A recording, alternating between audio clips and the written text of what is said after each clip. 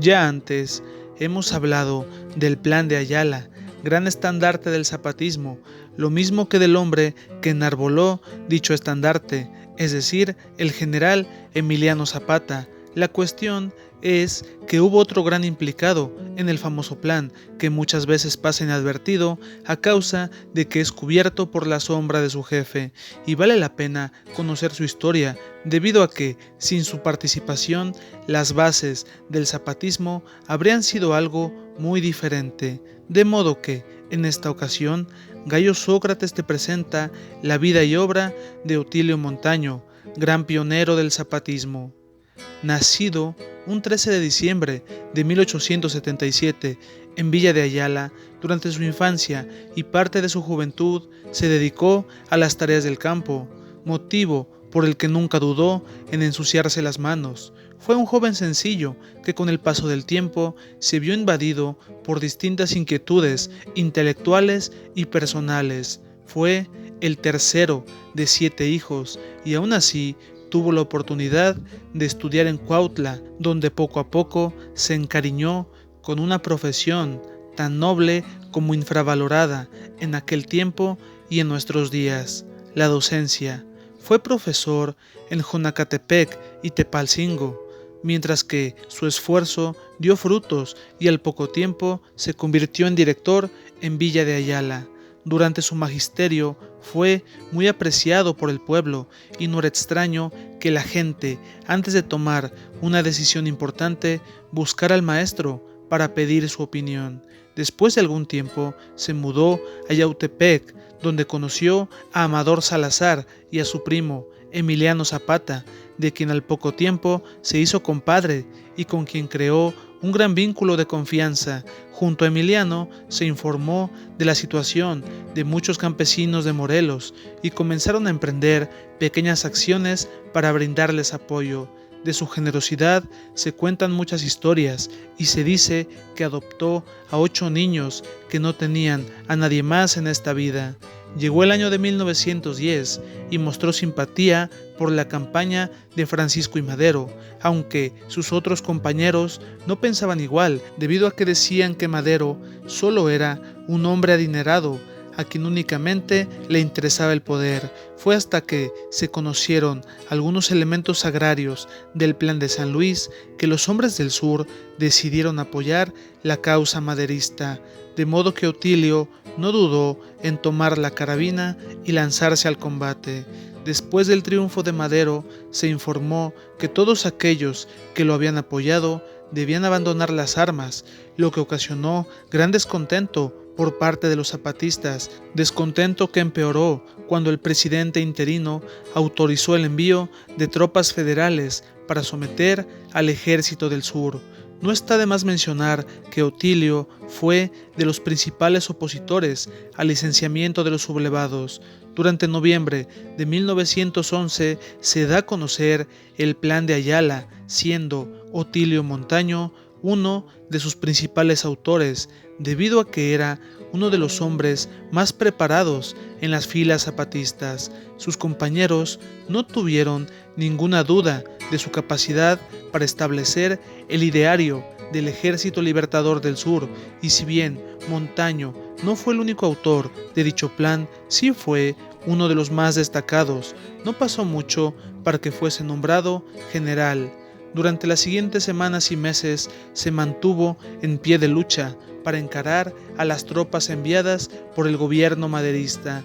Llegado el año de 1913, luego de la caída y final de Francisco I. Madero, Victoriano Huerta intentó establecer contacto con los zapatistas, a lo que Otilio se negó junto a otros de los jefes más importantes, indicando que el plan de Ayala seguía vigente, solo que el nuevo adversario era el usurpador Victoriano Huerta. Fue que el sur se convirtió nuevamente en campo de batalla. Durante ese año y al siguiente sucedió que al zapatismo se incorporaron varios hombres de ideas como Octavio Paz Solórzano, Manuel Palafox y Antonio Díaz Soto y Gama, que eran llamados intelectuales urbanos, lo que ocasionó que Montaño perdiera adeptos y se generaran considerables diferencias en las filas zapatistas. Llegó el mes de octubre de 1914 y ya con Victoriano Huerta fuera de la presidencia, Felipe Ángeles acudió a Cuernavaca para invitar a los zapatistas a la soberana convención de Aguascalientes, donde se decidiría el destino de México. Lamentablemente, Otilio no pudo asistir debido a que se encontraba mal de salud, de modo que otros intelectuales del zapatismo desempeñaron el papel de emisarios en dicha convención. Aunque para finales de ese año acompañó a Emiliano Zapata y a Pancho Villa en su entrada triunfal en la Ciudad de México, lo mismo que aparece en la icónica fotografía donde se encuentran los dos generales. No pasó mucho para que villistas y zapatistas tomaran caminos separados, mientras que Montaño se convirtió en secretario de Instrucción Pública durante la presidencia del convencionista Francisco Lagos Cházaro. Durante 1915, apenas ocupó el cargo por algo más de un mes.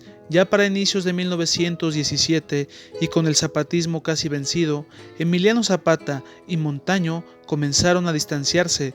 Lo peor fue que en esos años se empezaron a infiltrar elementos del constitucionalismo en las filas zapatistas, lo mismo que varios exintegrantes del Ejército del Sur comenzaron a vender información.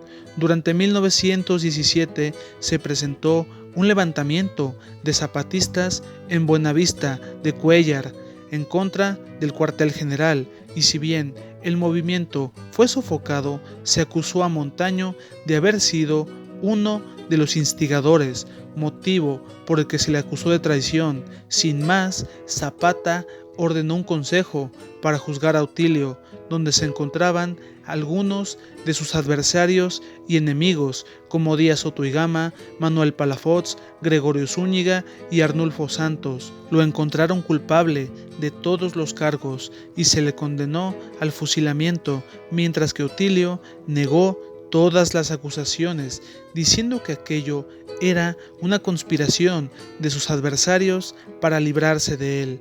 Lamentablemente, la sentencia se cumplió el día 18 de mayo de 1917 en la plaza principal de Tlaltizapán, donde se encontraba el cuartel zapatista. Después, su cuerpo fue colocado en un caballo y llevado a un lugar donde lo dejaron pendiendo de un árbol, a modo de advertencia para todos aquellos que quisieran traicionar a la causa, amenazando a quienes intentaran bajarlo con sufrir la misma pena.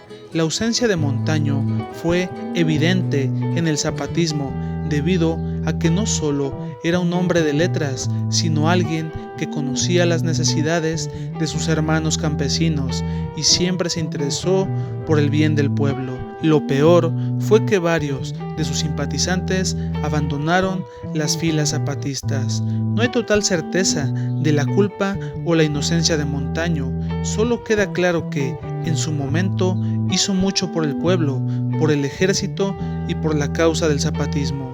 Desde entonces, la desconfianza aumentó entre los hombres de Morelos, aunque no lo suficiente, debido a que, un par de años después, Emiliano Zapata sería objeto de una traición. De ese modo, llegamos al final de este video. Si te gustó, danos un like y suscríbete para más trabajos. Gracias.